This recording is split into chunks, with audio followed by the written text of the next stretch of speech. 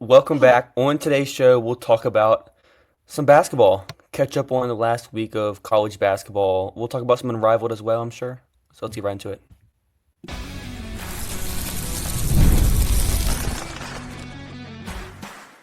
You are Locked On Women's Basketball, your daily podcast on women's basketball. Part of the Locked On Podcast Network, your team every day. Welcome. You are locked on women's basketball. Thanks for making us your first listen every day. We are free and available wherever you listen to podcasts and on YouTube. Right now, new customers can bet $5 and get $300 in bonus bets if you win your first bet. Visit FanDuel.com to get started. My name is Hunter Cruse. I'm your Saturday host covering the WNBA draft and prospect scouting. Today, I'm joined by my co-hosts Emily Adler and Lincoln Shafer. Emily covers the draft with a focus on player development and the game within the game. Lincoln also contributes to our draft coverage here at Locked On Women's Basketball. And the next, just to start here, Lincoln, what have you saw in college basketball over the last week? What has been your favorite thing you've seen? I think it's really funny that TCU keeps playing games where you go and you look at the box score and it's like, oh my goodness, they only won by 8 against this bad team. And then you watch and they were ahead by 18 points for the entire game and gave up like a 7-0 run in the last 3 minutes to make it look way closer than it was.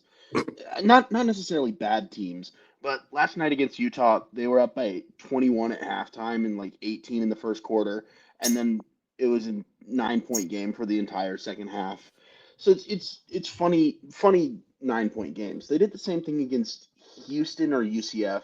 I think it was UCF at home. UCF. Yeah. With that junk zone. Yeah. TCU's way too skilled to play a junk zone against, because Maddie Connor is going to hit so many threes. HVL is going to hit some threes. Big B and Agnes Eminotu can hit some threes. TCU. Yeah, that's the entire point of the team. Fun. The entire point of the team is just to hit a bunch of threes. Yeah. It's probably not your best strategy.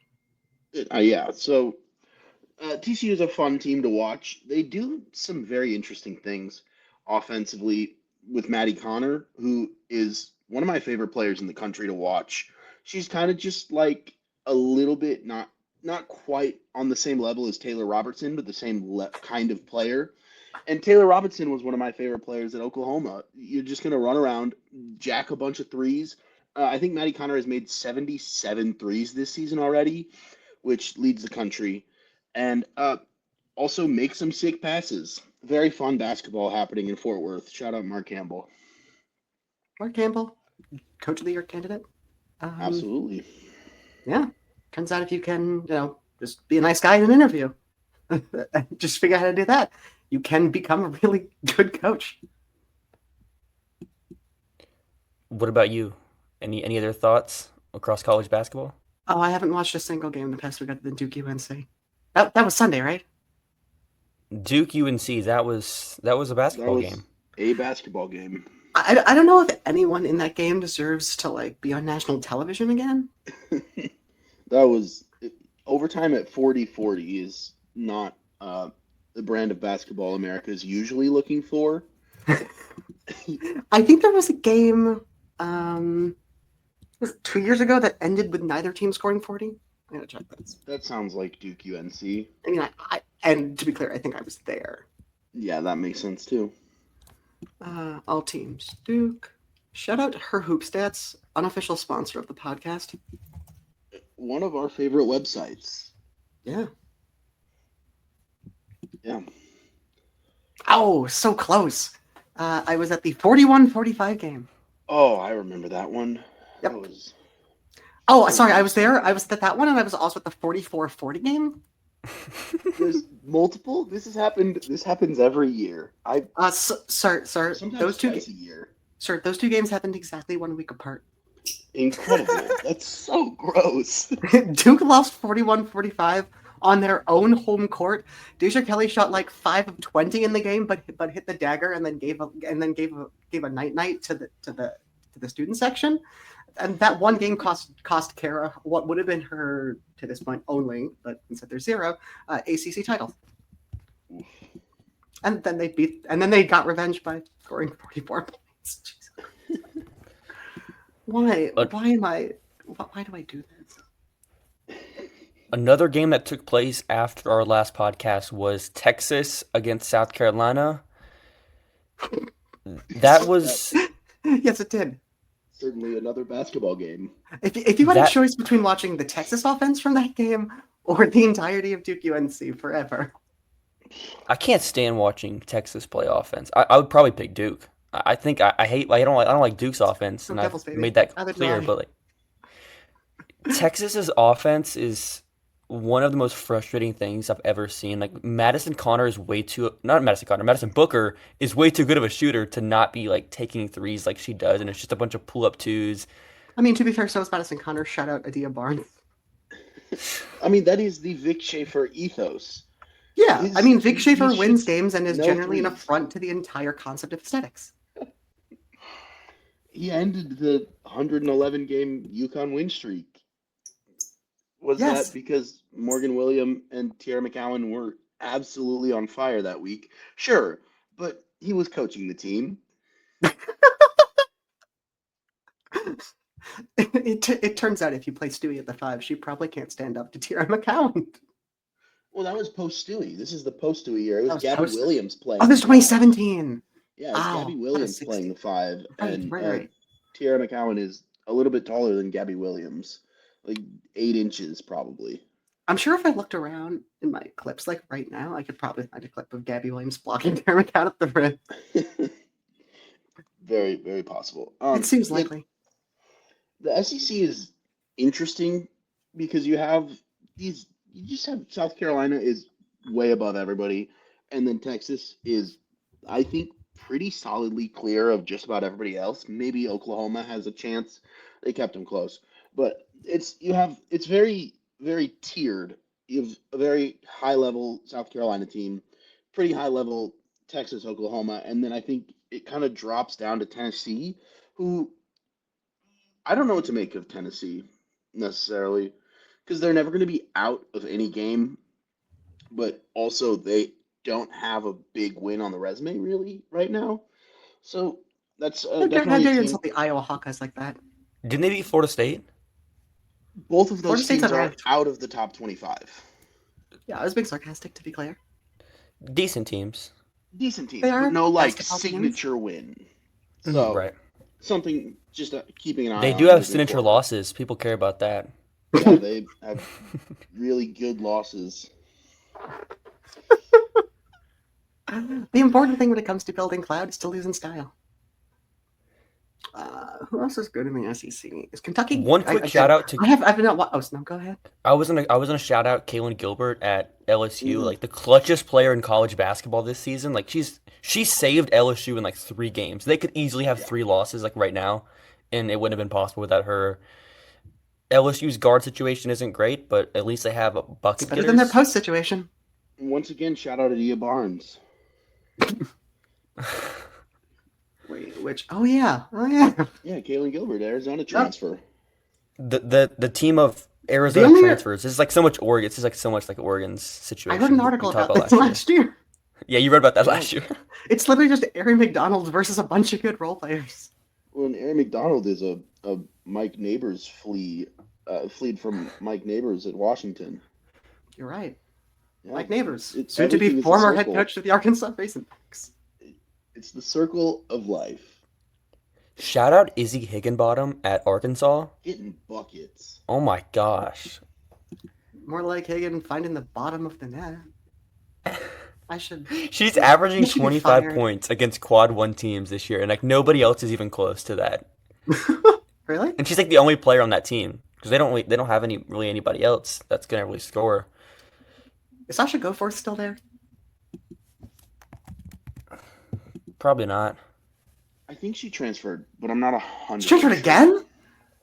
So she transfers from Oregon I State to definitely She transfers from saw Oregon her State name home to last Arkansas, and then she gets some and then she is diagnosed with some chronic disease that keeps her out for a year, and then she comes back for like 2 games. What's going on now? This is just great content. If you ask me.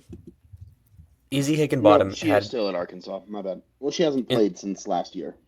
Okay, maybe she graduated. She probably graduated. in Izzy's last 4 games, she had 26 against Tennessee, 36 against Auburn, 23 against Texas, and 27 against LSU. and shot 40+% from the field in all of those games. Is that good? Sasha Goforth is now on staff as a graduate assistant at Yep, Arkansas. graduated. There it is. Yep. All right, let's get to our first ad break. Come back and, like it says, let's talk about some more basketball, and some other stuff. With Robinhood Gold, you can now enjoy the VIP experience, receiving a 3% IRA match on retirement contributions. The privileges of the very privileged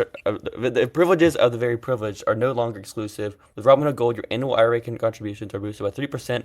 Plus, you can now get 4% APY on your cash in non-retirement accounts. That's over 8 times the national savings average. The perks of a high net worth are now available for any net worth.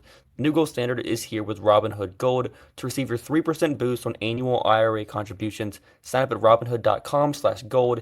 Investing involves risk. 3% match requires Robinhood Gold at $5 a month for $1 a year from the first match. Must keep funds in IRA for 5 years. Go to robinhood.com/boost to get started.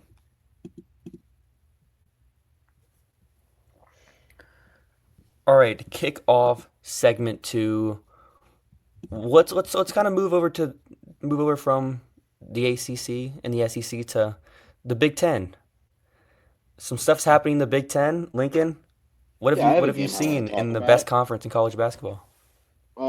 Nebraska-Iowa on Thursday night was a really fun basketball game. Not overtime. Overtime was a bit of a slop fest. There were a lot of fouls, a lot of free throws. Just a little bit.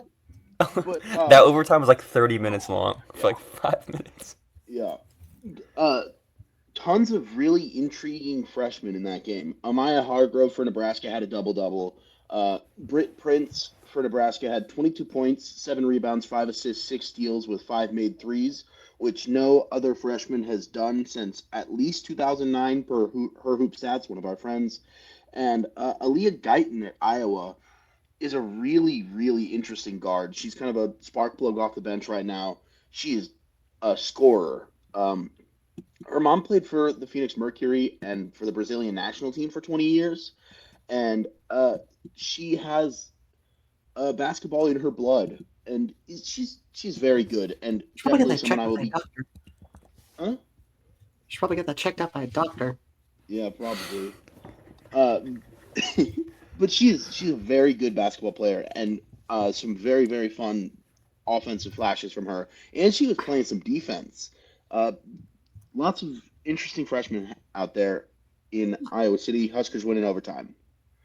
In Iowa, guard playing defense is pretty wild. Right? When's the last time that happened? 2012, maybe? No, Gabby Marshall played some defense. Yeah, Gabby. Well, she tried. She was also like 5'6". Yeah. Do you think Gabby Marshall had a negative wingspan? Who knows? The Big Ten Conference is so fascinating right now. There's so many teams, and like Lincoln told me, the bottom 4 teams all have no wins in conference play, 0-5, 0-6, 0-7, 0-7. Then the top is Ohio State, UCLA, USC, Maryland, who are all top 8. So 4 of the top 8 teams, and they also maybe have the 4 worst Power 4 teams, possibly. That's a hard sell. Yeah, the Big 12 still exists. Lucy Olsen is true shooting under 50%. Yeah. Yeah. She's the shot diet looks mostly the same from her, which means a lot of trying to get to the elbows and working in that 8 to 16 foot range with a lot of pull-ups, and it looks like some of the length and athleticism from Big Ten teams in contrast to the Big East is bothering her a little bit. Yeah, she's shooting. Yeah, for shooting basically 45% on pull-up twos last year, she's now hitting at 38%, which is good.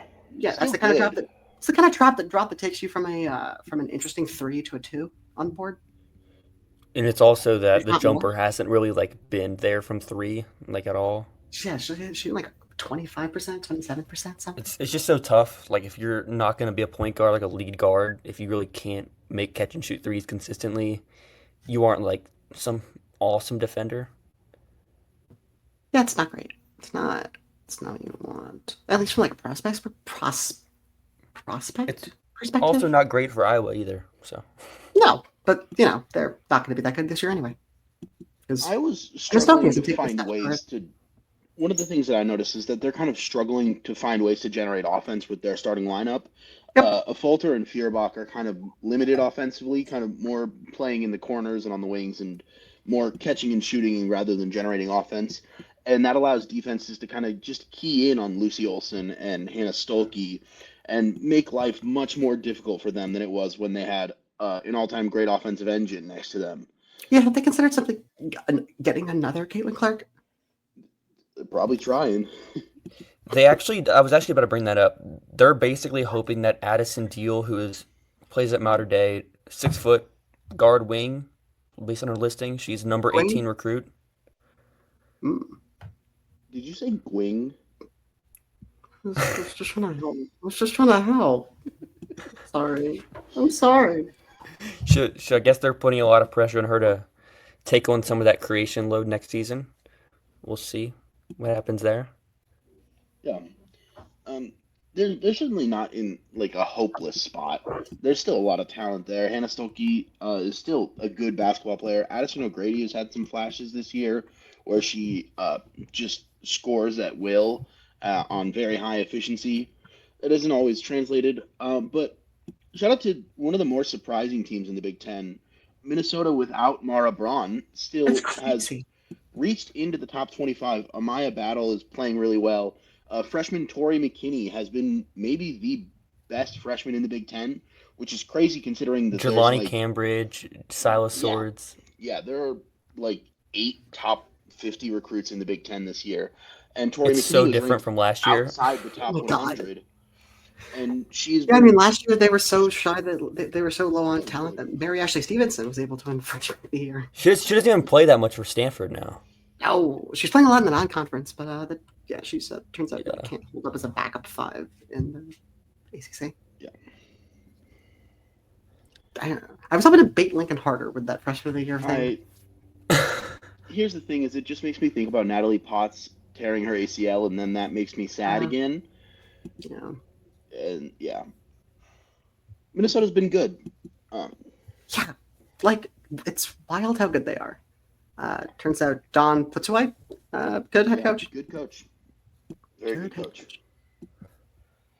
So let's get to our second and final ad break and come back and talk about some unrivaled takeaways from the first night.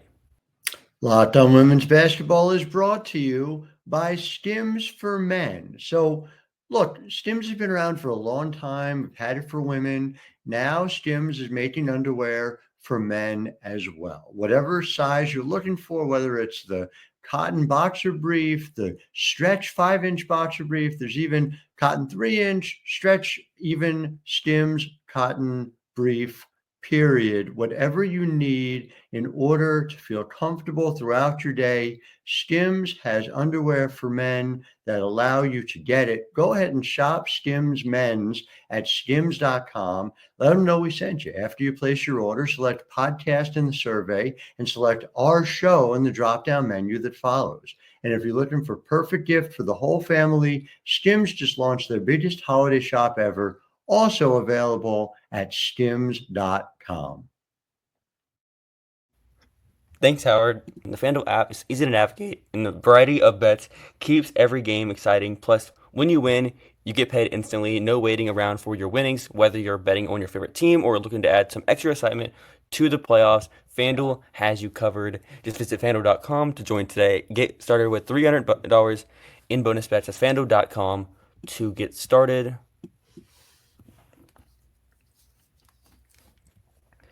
All right, to kick off segment 3, Lincoln, what have you thought of Unrivaled's first night? Did it kind of exceed your expectations? What were your kind of takeaways from it? Yeah, it was fun. It's fun basketball. The pace is out of this world. There's an 18-second shot clock, and it's 70 feet of court.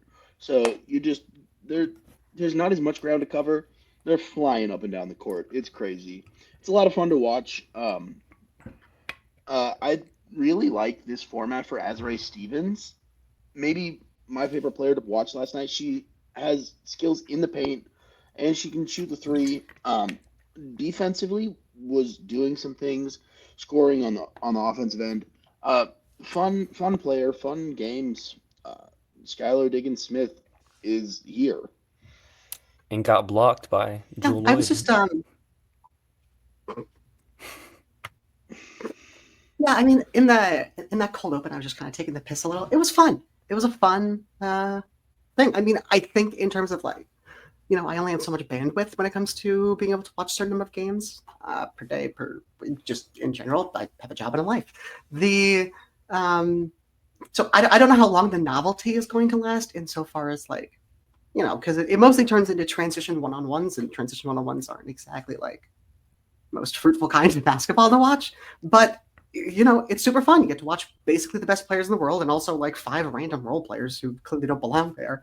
Just going at it, super fun. I would still prefer it if it was a half court, but even still, it's super fun watching it as it is. You get to watch some of the best players kind of go one-on-one, and you need a hoop fix. It's a good hoop fix. Shout out Ryan Howard. Oh, she was so good last night, dude. That was wild. She's like made for this. I was thinking she's built for 3-on-3.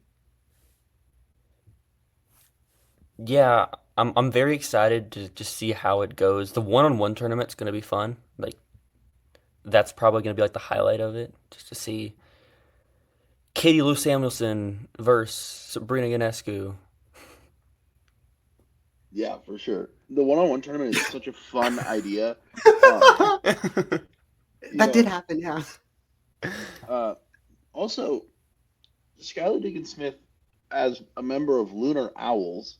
What a fun Aren't team. all owls lunar? I mean, it depends if you think they're of the moon. Even without Cam Brink, who's still recovering from her knee injury, that's like 5 really awesome, fun basketball players that are playing together. Alicia Isn't Gray, the entire Skylar league- Diggins-Smith, Courtney Williams, Nafisa Collier, and Shakira Austin. That's as fun as it gets. I agree, but also I think the point of the league is that all teams should be combinations of very fun and interesting and like good players. Like, I don't disagree, but like the fact that there are some that aren't specifically tailored to my basketball interests. That's a good point. Yeah, I mean, the fact that there are some that aren't speaks to they got to like 26 players or something, and then they were like, oh, whoops. If they really were banking on Caitlin joining. Then it was just a combination of like UConn players. We can make up Caitlin. This is Moneyball. We can make up Caitlin in the aggregate. With Natisha Heidemann and Ray Burrell. Overall, though, I mean, Kate Martin. make some money, stay in Miami, have nice facilities. Yeah. Probably better than playing over in the Czech Republic or whatever other EuroLeague competition we're finding. To be fair, though, I think the food scene might be better in Prague than in Miami. Having been to Miami, yeah. Especially whenever Marina Mabry's in Miami. Yeah. That was so funny. I think it's such a bad to... cup that you get dragged in front of millions of people on social media. Which I guess does happen like every 3 months to a different conservative politician when they post like the most burnt piece of steak you've ever seen. Muffler. Yeah. So about that basketball, man. Yeah. Also, Any final thoughts? starting with a back-to-back is kind of crazy. Like, Chelsea Gray is posting on Instagram about starting Unrivaled with a back-to-back. They played at 7 o'clock last night, and they're playing at 2 o'clock today. That is a quick turnaround. Isn't the whole point of this to not have to do that? Yeah, it's how many hours is that? 17, 18? Like, that is a speedy turnaround to go. Even though they're playing shortened games, they're going up and down the court with There's not much stop. There's only only one timeout or great something. Yeah, one timeout per half per team. Also, shout out the coaches. Phil Handy and Nola Henry were coaching people up last night. Mm-hmm. Yeah. Yeah. That's this week in basketball. That's this week in basketball. Make sure to give Locked On Sports Today your second listen, the first ever national sports 24/7 streaming channel on YouTube, and have a great rest of your weekend, everyone.